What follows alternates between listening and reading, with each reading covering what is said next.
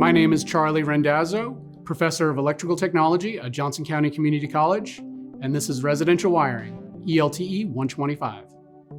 In residential wiring, students apply the fundamental skills learned from previous lab classes. Here, students gain hands-on experience learning the basics to wiring a new home.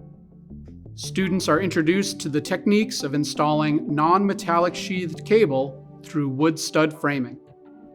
They study various ways to control lighting in any area, such as 3- and 4-way switching.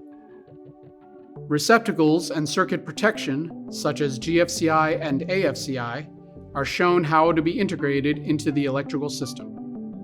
They also use blueprints to plan and lay out the installation of a complete residential electrical system. Class activities are reinforced with best safety practices and adherence to the National Electrical Code.